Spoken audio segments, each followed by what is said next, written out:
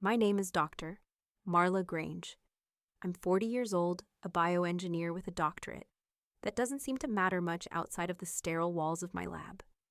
I live in a small, tidy apartment in Brooklyn, where the hum of my research keeps me company. People know Camille Grange, my younger sister, the biotech mogul who's always smiling for cameras. They don't know me. They never have. That's what I kept telling myself as I sat there, the gold embossed invitation resting on my lap. A mockery of something that should have felt like an honor. The words, "You're invited," were printed beneath the date and location in elegant cursive. But the real message was clear. This invitation is a token, not a gesture. The gala was to celebrate our mother, Dr.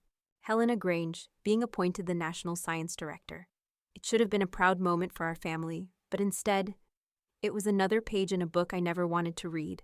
The worst part, my name was an afterthought. It was tucked next to Camille's, my sister's name in larger, bolder print, as if to remind everyone whose face was actually worth celebrating. I placed the invitation on the counter and took a long look at it, letting the weight of the situation settle in. It was an event for the elite, a gathering of minds that had nothing to do with me. It was my family's world, a world where I was always the shadow in the background. My mother, with her grandeur, her public accolades, and Camille, the golden child.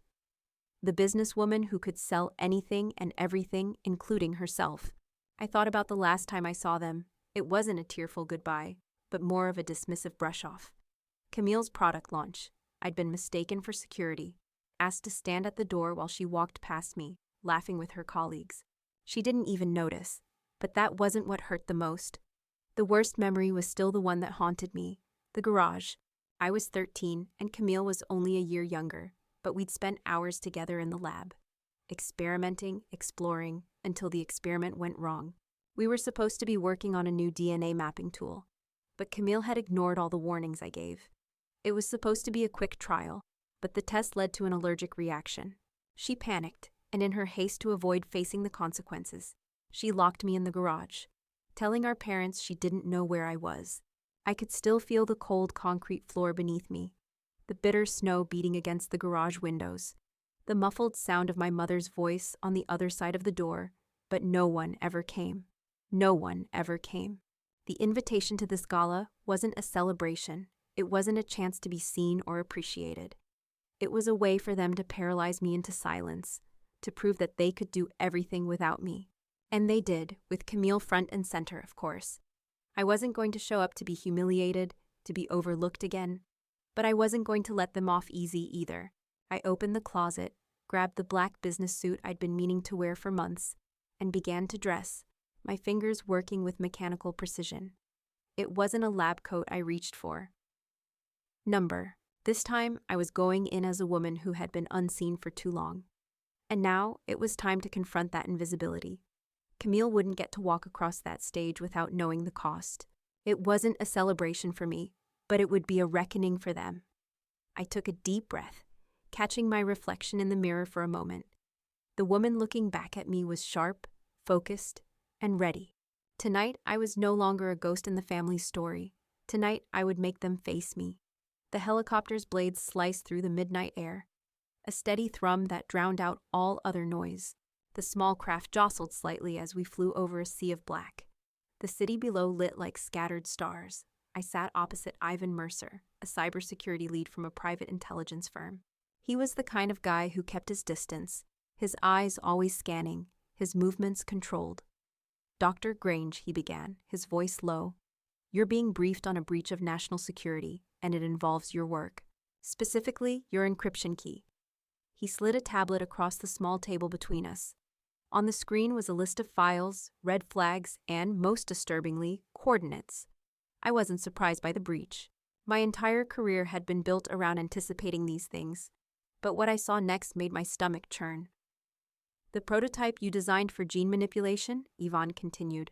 "It's been accessed using your personal encryption key, routed through a civilian IP, your family's estate network. The breach came from there, from your childhood home." I felt the air thin around me. The last time I'd been home, I had been almost invisible, standing in the background while Camille stole the spotlight. But this was different. I had refused to commercialize a DNA mapping tool that could have been weaponized. My legacy, forgotten until now. And now, someone in my family was using it without my knowledge, without my consent. I leaned forward, my fingers curling into fists. You're telling me someone in my family, someone I've trusted, is using my work to manipulate human DNA? My voice cracked slightly, the weight of betrayal settling deep into my bones. Ivan nodded, pulling up more data on the screen. Exactly. The protocol was moved through the home network. We suspect that someone in your family might be using it for purposes you wouldn't approve of. My mind was reeling. Camille had always been ambitious, too ambitious for her own good. But this was a line I never thought anyone in my family would cross. My mother, always the picture of power and control, had tried to bury my work before, after I refused to commercialize it. But this was far worse than what I had expected. I swallowed hard, the frustration burning in my chest. I need to know who accessed it. I need to know now. Yvonne's eyes flickered. The breach is masked well, but we've managed to trace the coordinates to a facility. That's where you're headed. I stared out the window, watching the city below.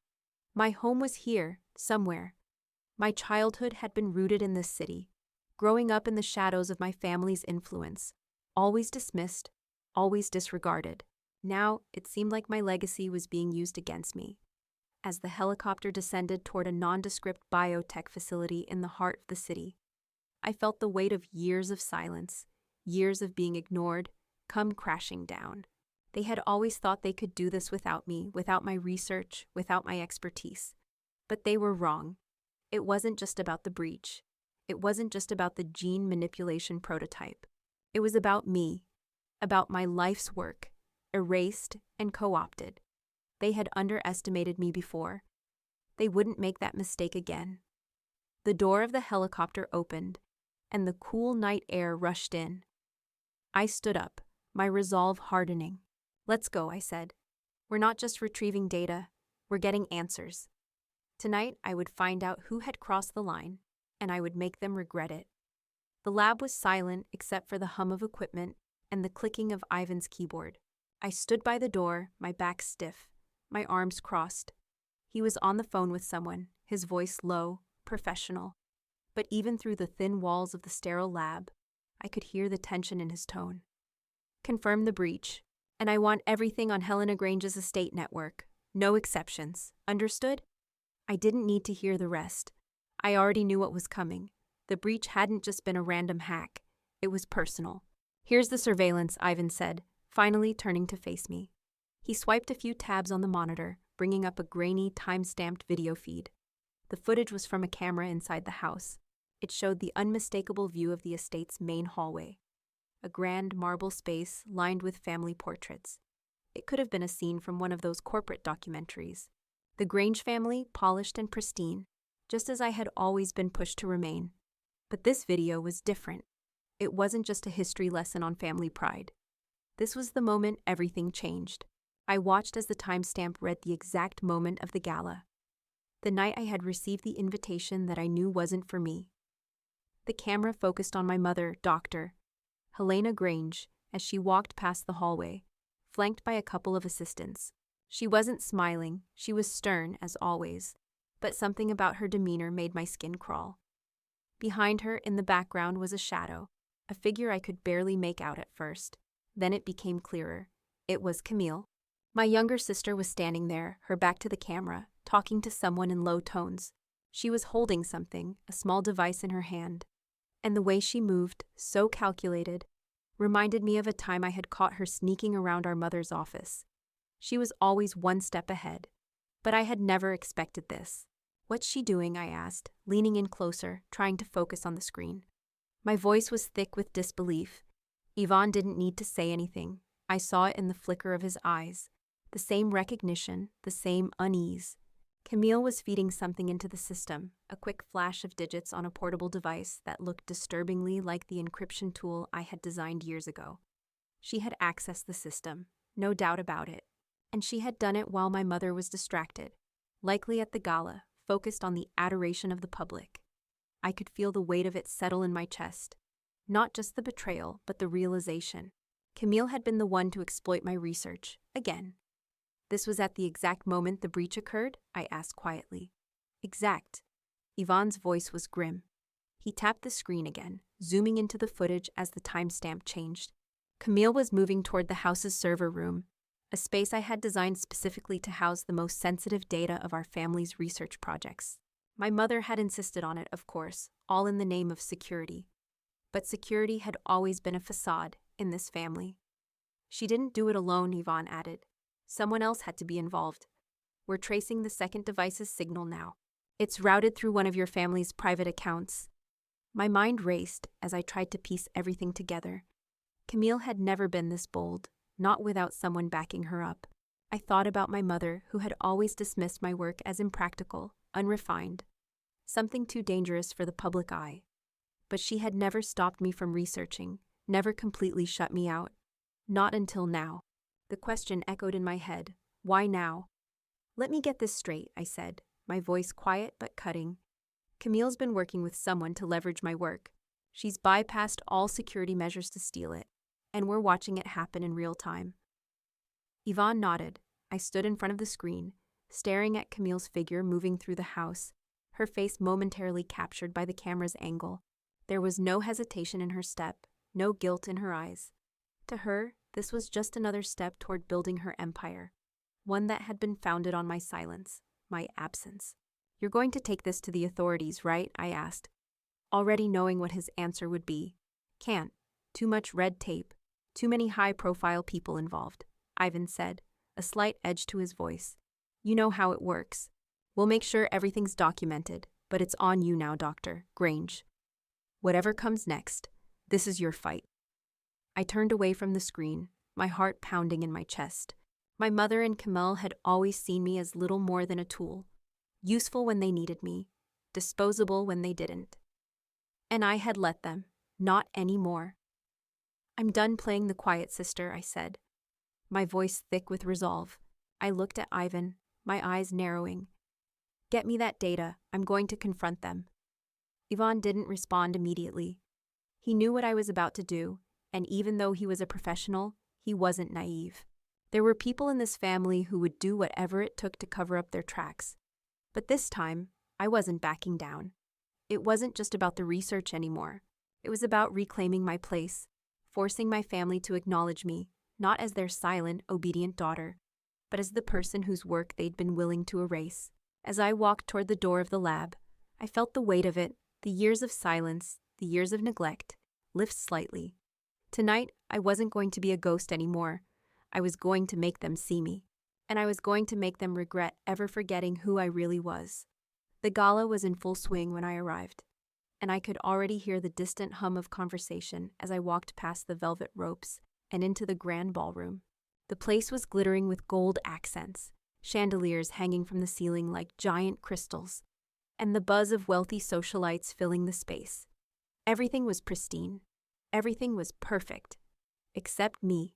I stood there for a moment, feeling the weight of my tailored black suit on my shoulders, the same suit I'd worn to bury the last shred of my hesitation. This wasn't a celebration. It wasn't a joyous occasion. This was the scene of my family's final act of erasure.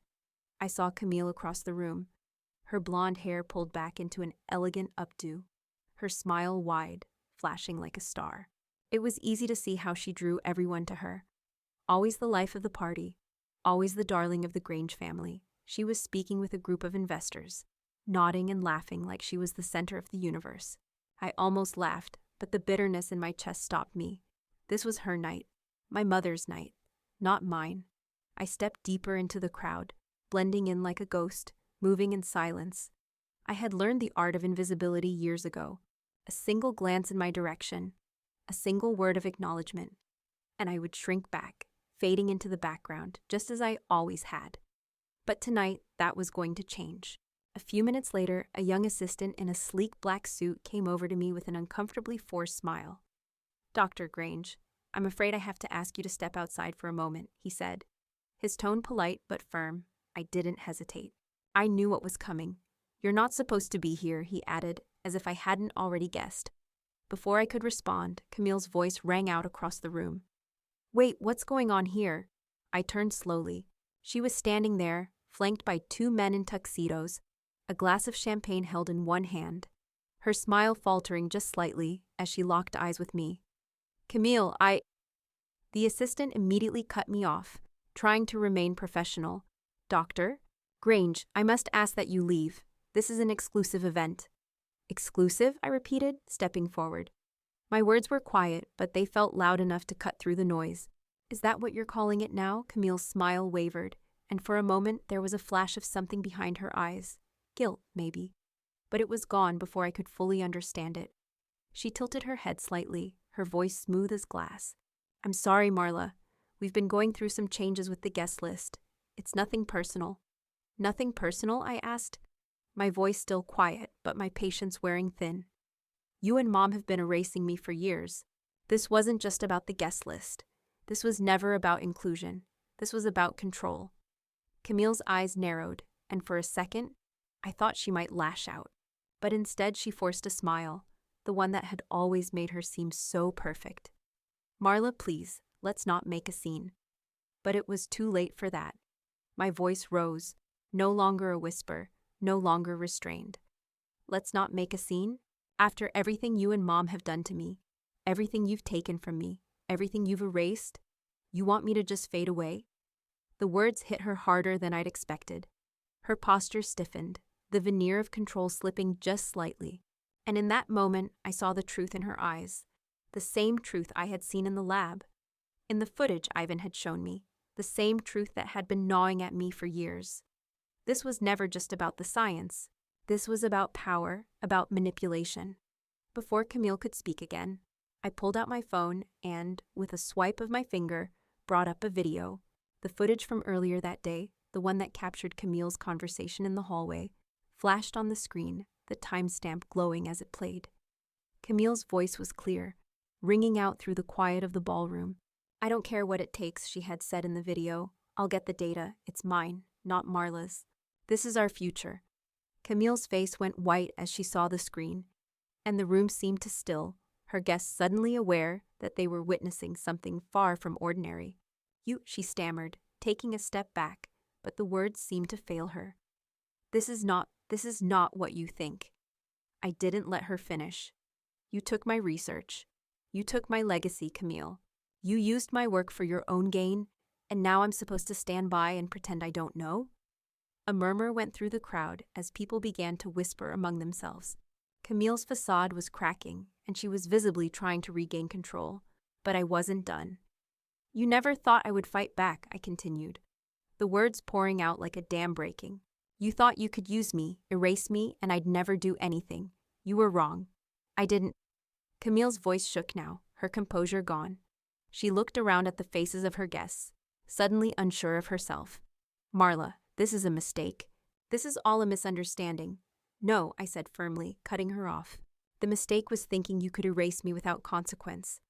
As the room fell into uncomfortable silence, I turned to the assistant, who had been standing awkwardly by the door. I'm not leaving, I said, my voice resolute. Not until this is heard. Camille opened her mouth to protest, but the words died on her lips as the full weight of the situation sank in. She was cornered. And so was my mother, who had orchestrated it all, just like I had always known. They had tried to erase me, again. This time, I wasn't going to let them. The confrontation in the gala had shattered the surface-level perfection my family had worked so hard to maintain. The room had fallen into a tense, suffocating silence after my revelation. But Camille's face was the most telling of all. The lie was unraveling, and I could see it in her eyes. Fear. Fear that the charade might finally be exposed for good. The assistant had backed off, reluctant to enforce the earlier request to leave. I wasn't about to leave, though. Not yet. My phone, still in my hand, buzzed as Camille hurriedly excused herself, the crowd parting for her like water around a stone. I didn't care about the whispers now. I was past that. The gravity of what had happened, what Camille and my mother had done, settled deeper into my bones. I had spent my life being overlooked, erased, and replaced.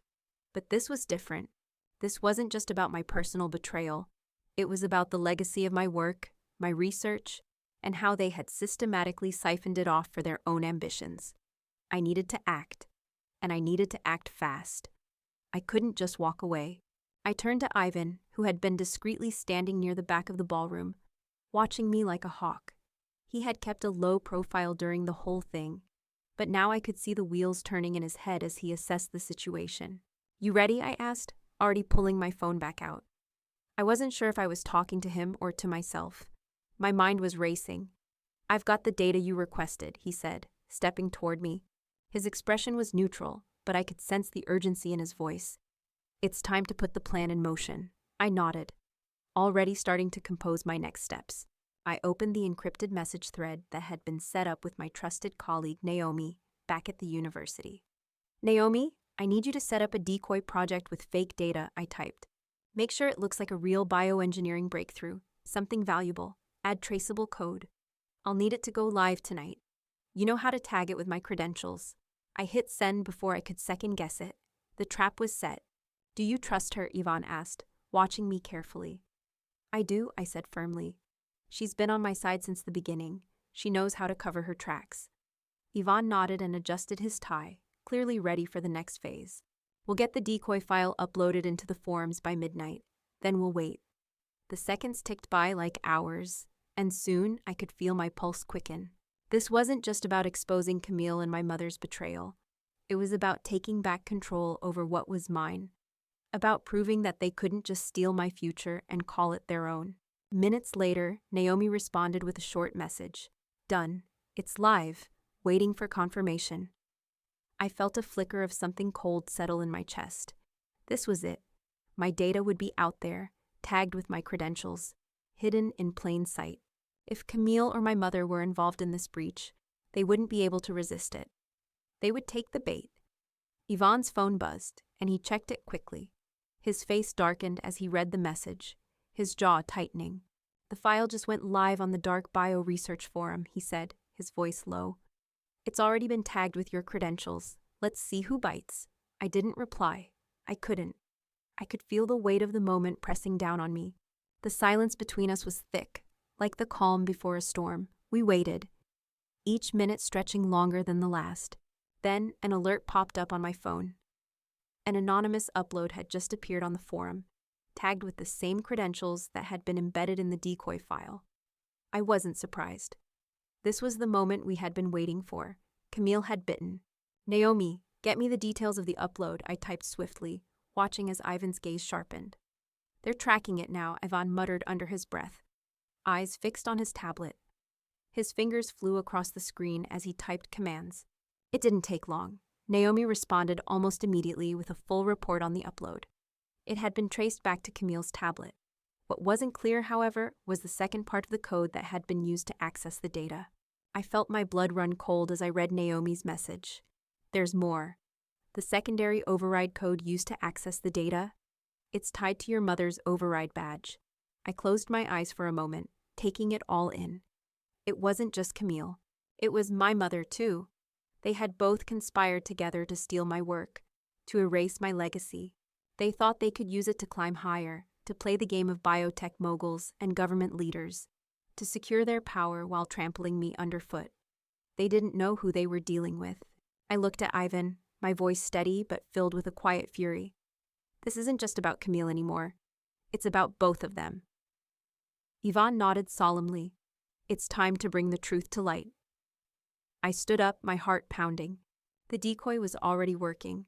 Now I just had to wait for the fallout. Camille and my mother would soon realize they'd been caught. They might not see it now, but when they realized what had happened, they would understand the scale of their mistake. But there was no going back. I wasn't just going to expose their lies. I was going to make sure they couldn't escape the consequences. The next morning, I sat in a quiet diner on the outskirts of the city, my laptop open in front of me, a steaming cup of coffee resting beside it. The hum of conversation around me felt distant, as if I was in a world all my own. My phone sat next to the laptop, buzzing with constant notifications from Naomi and Ivan as they kept me updated on the progress of our plan. The trap had worked, and Camille had taken the bait. There was no doubt about it now. But what I had learned over the last 24 hours was something I hadn't expected. The network of betrayal ran deeper than I had imagined. Camille was, in fact, only a pawn in a much larger scheme. I needed more. I needed the full picture. Naomi had come through, providing me with ironclad evidence of my erasure from the family timeline. Things I hadn't even thought to look for before. The genetic research I had been a part of, the years of work I had done in silence, had been systematically wiped from history. I wasn't just left out of the GALA invitation or the spotlight. I was erased from the scientific community's record altogether, and that wasn't just my family's doing. It was bigger than that. Much bigger. A ping from Naomi broke my thoughts. Found it. An unfiled commendation from a failed expedition you led to save 3 researchers from genetic contaminant exposure. It was suppressed. By your mother. I stared at the message, the words sinking into my skin like a slow burn. A commendation? One that I had earned? One that had been hidden? All to ensure my name never saw the light of day in the scientific community? I could feel the sharp, cold edge of betrayal slice through me again. It wasn't just the GALA or the years of mistreatment. It was the fact that my achievements had been stolen. They had erased me so completely, I had never even known the full extent of it. I took a deep breath, trying to steady my hands as I typed a response. Get me that letter. I need it all. Naomi responded quickly, sending me a scanned copy of the official document. It was dated 6 months before the moment my life had started to unravel. It was a report from the expedition in the Arctic, a dangerous mission I had led years ago. We had been exposed to an experimental virus while working on gene therapy research, and I had taken the initiative to extract my team and save them from contamination. We had almost died, and now here was proof of my heroism, buried, covered up, because my mother had decided it wasn't worth anyone's attention. I sat back in the booth, my eyes scanning the page. The very fact that my mother had suppressed a commendation that could have gone on my scientific record was the ultimate form of manipulation. It wasn't just about control of my work. It was control over my reputation, my existence. And the worst part? No one had ever stood up for me. The ping of a new message from Ivan pulled me from my thoughts. We've got an anonymous tip. Someone from the board is aware of the breach. They're pushing for a meeting to discuss the situation. I rubbed my forehead, feeling the pressure building. This wasn't just about getting the truth out anymore.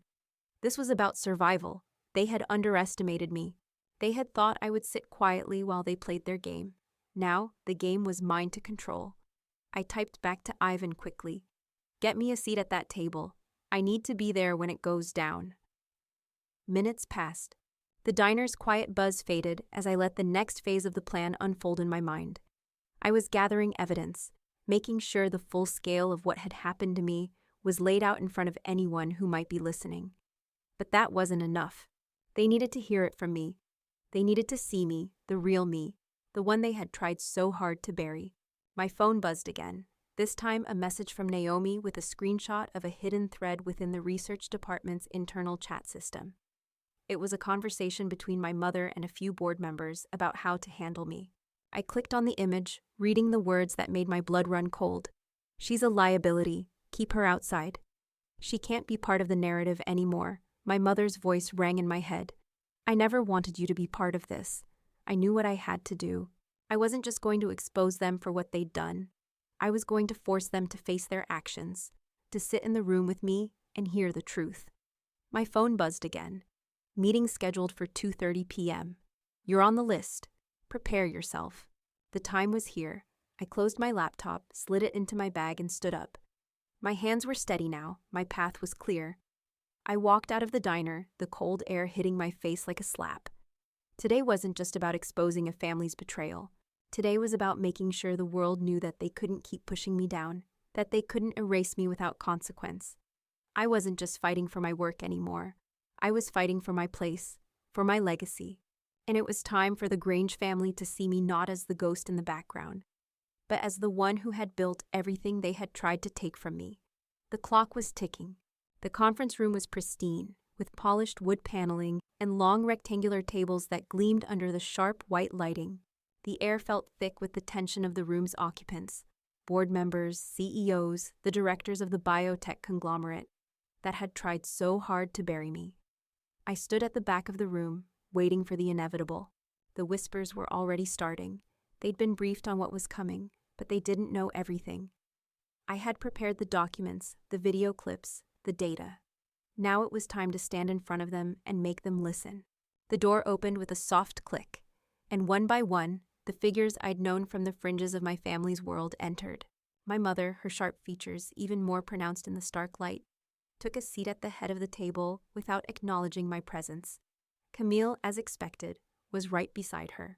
The same poised, elegant figure with the same subtle smile, as if this meeting was just another in a long line of public performances. They weren't expecting me to speak. They never did. I could see it in their eyes, the dismissive glances, the small smirks shared between them. My mother's gaze met mine for a fleeting moment, and I saw a flicker of annoyance, something she was trying to hide behind the cool facade of a leader. But I wasn't going to let her hide anymore. Ivan was at the back of the room, sitting at the far end, discreetly watching. He had kept his word. Everything was set. The data was in place. The video, the documentation, the encrypted files. They were all ready to be presented. But it wasn't just about the files. It was about me, about making them see what they had tried to erase, and how I would take back control of my future.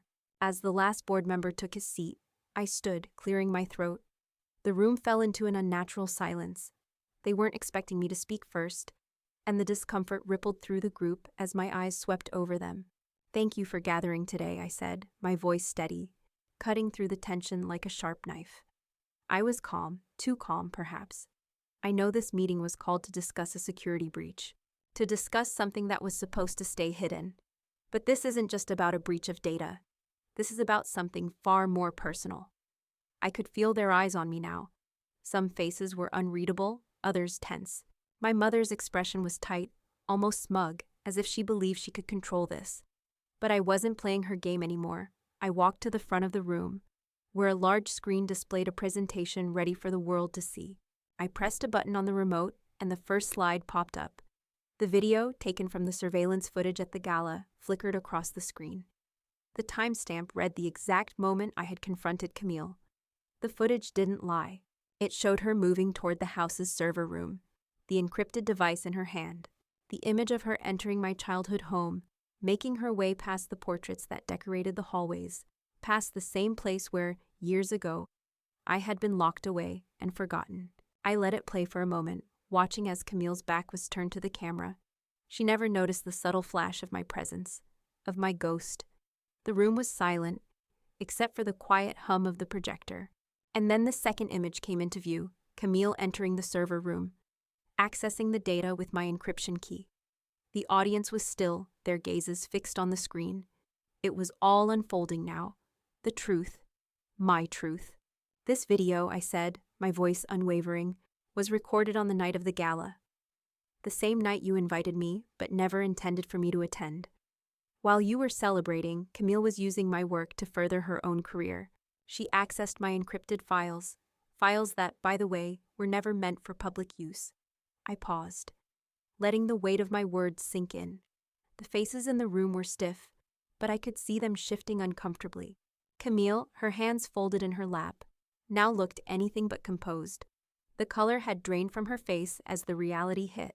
I turned to the screen again, bringing up the next set of documents. A list of dates, transactions, and the data that had been manipulated, stolen. The gene manipulation prototype, the DNA mapping tool. My work. The breach was traced through the home network, I continued, my gaze never leaving the board members' faces. And here, you'll see the name on the log, my mother's override badge. The gasps were barely audible, but they were there. My mother's face turned red, the usual control slipping from her. Her eyes darted to Camille, who quickly shifted her gaze to the table. I didn't stop.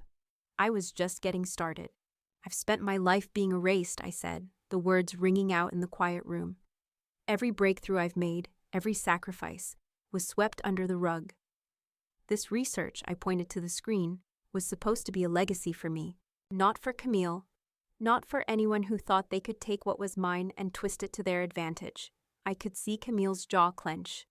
My mother, though still attempting to maintain her composure, was now visibly shaken. The board members shifted, some glancing nervously at one another. They were no longer so sure of themselves. The room was no longer theirs to control. I trusted you, I said, my voice steady. I trusted both of you, and you've shown me what that trust was worth. I didn't wait for them to speak. I could see it in their eyes.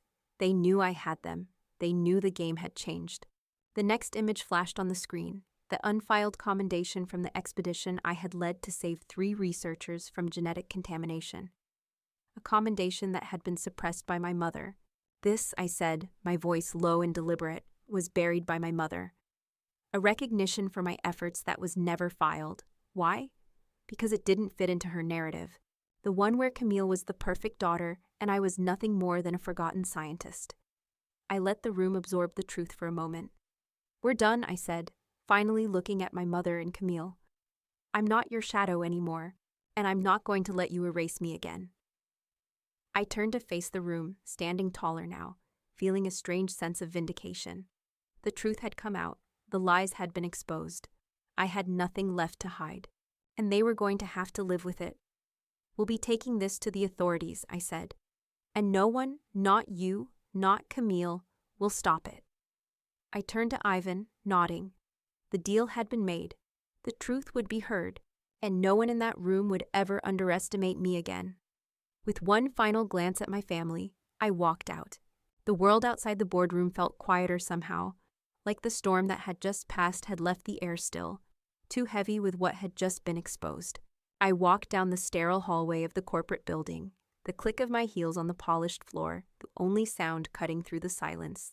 The sting of my mother's disappointed eyes, Camille's tight-lipped anger, and the cold realization that I had finally severed all ties with my family weighed on me, but I was free. As I stepped into the elevator, the reality of what I had just done began to settle in.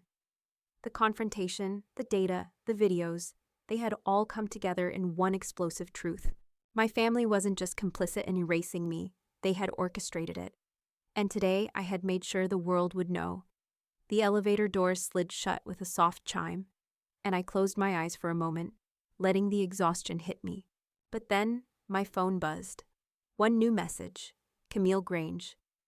I hesitated for a second before opening it, knowing what was coming. Her words hit the screen. You've ruined everything. I hope it was worth it. I stared at the message for a long moment, the weight of it settling in my chest. I knew exactly what it meant. Camille didn't care about the truth. She never had. She cared about power, about keeping the facade of perfection intact. And in the end, she had shown me exactly who she was. A person willing to tear everything down to maintain control, even if it meant sacrificing the truth. I didn't bother replying. Instead, I swiped the message away and turned off my phone, sliding it into my bag. For the first time in years, I felt a strange sense of relief. The silence between us, the years of quiet resentment and passive-aggressive jabs, were over. I was no longer their pawn. As I stepped out of the building, the familiar hum of the city surrounded me. It was evening now, the streetlights flickering on as the day shifted to night. But my mind wasn't on the world around me. It was on what had just happened, on the choice I had made to stand up, to confront the people who had taken everything from me. And now, it was time to let them face the consequences. I didn't know what would happen next. The board had already begun an internal investigation. The media would catch wind of it soon enough. And when that happened, Camille and my mother's carefully constructed empire would come crashing down. It wasn't just about them losing control. It was about me taking back my life. I pulled up to my apartment, the small but comfortable space I had made my own. The door clicked shut behind me, and I sank down onto the couch, staring at the empty room. The weight of the past few days finally hit me. I had won, but at what cost? I had exposed the truth, but now there was nothing left to return to. My phone buzzed again. This time, it was a message from Ivan. The board's launching a full probe. Camille's suspended pending investigation. I didn't even flinch. I had known this was coming. The consequences were inevitable, and I wasn't the one who had created them. But then another message came in, this time from my mother. I could almost hear her voice through the text. You'll always be the girl who cost me everything. The words hit me hard, but not the way they used to. There was no more guilt, no more need to explain myself. She had made her choice, and I had made mine. I sat back in the couch, taking a deep breath as I closed my eyes. Cost me everything? I had finally found my freedom. I wasn't their secret anymore, and I wasn't going to let them hold me hostage to their legacy of lies. I walked away for good. Later that night, the phone calls came in waves, each one more frantic than the last. My mother, Camille, even my father, who had never been more than a silent observer in all of this, had tried to reach me. I ignored them all. The media, as expected, had caught wind of the scandal. Rumors were circulating, but they didn't know the full story yet. It would only be a matter of time before the press dug deeper, and when they did, the truth would spill into the light. I had no intention of going back to that life, to the Grange family that had used me, dismissed me, and then erased me when I became inconvenient. But I knew one thing for sure now. I wasn't done yet. This wasn't the end. In fact, this was just the beginning. The following morning, I woke up early, the first light of day creeping through the blinds of my apartment. The stillness of the room felt peaceful for the first time in years. There were no phone calls, no passive-aggressive messages from Camille, no strained family dinners. It was just me, Marla Grange, no longer hidden in the shadows. A soft knock at the door startled me, and I frowned. Wondering who could be here this early, I walked to the door, peeking through the peephole. To my surprise, it was Hannah, an old childhood friend of mine who had worked as my lab assistant during the early days of my career. We hadn't spoken in years, but somehow I wasn't surprised to see her standing there. She had always known more than she let on. I opened the door, and Hannah smiled, her expression a mixture of concern and something else I couldn't place. "Can I come in?" she asked softly. "Of course." I stepped back, motioning her inside. She didn't sit, instead standing near the window, her eyes sweeping across the room. "I heard about what happened," she said quietly. "I remember everything, Marla. Everything they did to you." I blinked, the weight of her words hitting me. "You remember?" "Of course I do." Hannah turned to face me, her eyes soft but determined. "I was there when they locked you in the garage during the blizzard. I never said anything, but I remember. And I'm not going to stay silent anymore." I stared at her, stunned. The past, so many years of it, suddenly felt less like a burden and more like something I could finally let go of. The truth was coming out. Slowly, but it was coming. "I want to help," she continued. "I know what's been happening, and I know how deep this goes. Let me help you expose it all." I smiled for the first time in what felt like forever. "You're not the only one who's done hiding, Hannah." Together, we would make sure the world knew the truth. And for the first time, I wasn't afraid anymore. The sun was just starting to set as I walked into the university lecture hall, the quiet hum of activity echoing through the large, empty room. The walls were lined with framed academic achievements, diplomas, and accolades, each one a reminder of the work I had been a part of the legacy I had fought so hard to reclaim. But it wasn't my name on those walls. Not yet. Not in the way it should have been. The large hall was empty for now, but in a few hours it would be packed with scholars, students, and professionals all gathered for the symposium on scientific integrity. It was a calculated opportunity, one I had worked for in silence. The university had agreed to host the event after I had pitched the idea, though I knew it wasn't just my idea anymore. It was the culmination of years of quiet frustration, hidden achievements, and erased contributions that I could no longer keep to myself. I could hear the echo of footsteps approaching, and I turned to see Naomi walk into the room, holding a thick folder in her hands. She had been a quiet force in all of this, an ally who had helped me piece together the story of my erasure from the scientific community. But today, she was standing beside me in a way that was different from before, no longer just a colleague or a friend, but a fellow fighter in the battle for truth. "Everything's set," Naomi said, her voice low but determined as she placed the folder on the front desk. "The documents are ready, the research is confirmed, and the media is on standby. This is it, Marla."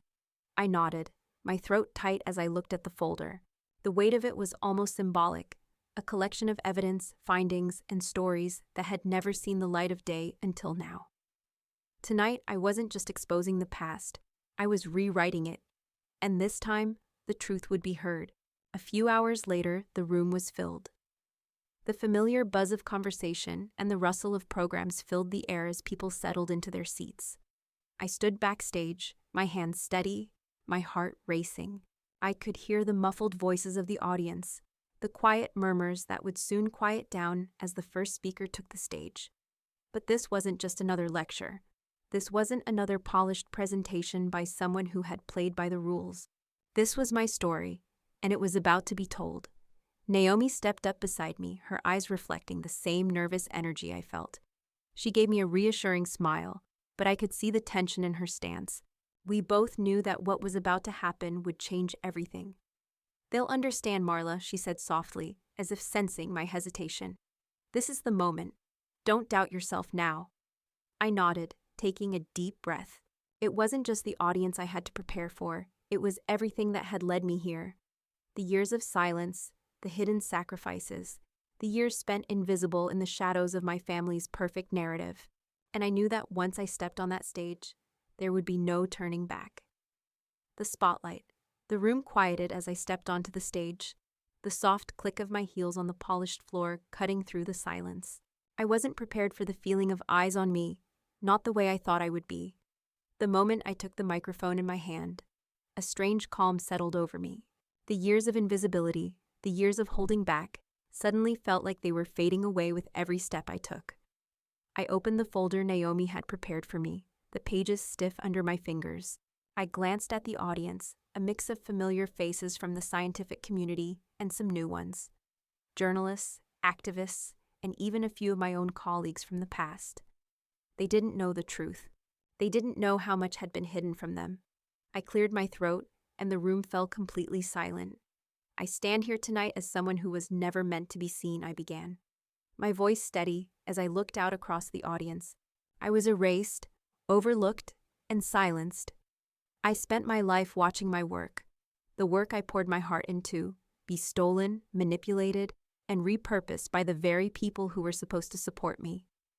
I paused, letting the weight of the words settle. I could see some faces softening, others tightening as they processed what I was saying. The truth was unraveling now, and it wasn't just the Grange family that would pay the price. It was the entire scientific community that had let this happen. "My name is Dr. Marla Grange, and for years I was a ghost in my own field," I continued. "My research, my achievements, everything I had worked for was buried. My legacy was stolen. My family, the very people who were supposed to help me build it, erased me from the narrative." The first slide appeared behind me on the screen. A video of the gala, Camille and my mother laughing as they stood in front of a crowd, their smiles, wide and fake. The footage shifted to the moment Camille accessed my work, the timestamp confirming everything. "That's my sister, Camille, the biotech mogul who never once mentioned my contributions to the very field she claims to own," I said, pointing to the screen. "And that's my mother, who had the power to protect me, but instead chose to suppress my research, to erase me from history, because my work didn't fit the image they were trying to build." The room was completely still now. The weight of the footage, of my words, hung heavy in the air. And then, as if to push the knife in deeper, I brought up the hidden commendation for my work in the Arctic, the one my mother had suppressed. "I was the one who saved those researchers," I said, my voice breaking slightly. "I led the expedition that prevented a disaster, and I saved lives. And yet, my mother saw fit to suppress this recognition because it didn't fit the story she was writing for herself." I didn't wait for them to respond. The truth had been exposed. I wasn't just telling my story, I was rewriting it. "And now, I stand before you to say that I will not be erased anymore," I finished, my gaze sweeping the room. "The truth will not be buried, not by them, not by anyone." As I walked off the stage, I could feel the weight of their eyes on me, their disbelief, their admiration, but more importantly, their recognition of the truth. The applause didn't come at first. There was a moment of stunned silence before it rippled through the room, hesitant at first, but then building into something more. For the first time in my life, I was seen. And that was just the beginning. A week later, it had been a week since the symposium, and the fallout was nothing short of what I had expected. My name was everywhere, on the front pages, in the research journals, and across social media platforms. The public was finally aware of the Grange family's hidden truth, and I wasn't alone anymore. Naomi had helped me turn the tide. Together, we were preparing to release a book, The Forgotten Mind. It was more than just my story. It was a story about all the women whose contributions to science had been overlooked and erased. It was about lifting the voices of those who had been silenced for too long. I sat at my desk, typing the final words of my manuscript. The truth was out there now, and the world would finally know who I was. Not because of the GRANGE name, but because of what I had built on my own. Not invisible, indispensable. The words on the screen stared back at me, and for the first time, I realized how much I had fought for this. How much I had fought to be seen, to be heard, and to be remembered. And as I pressed send, I knew that I had finally reclaimed my place. Not just in science, but in the world. I wasn't just a shadow anymore. I was my own legacy.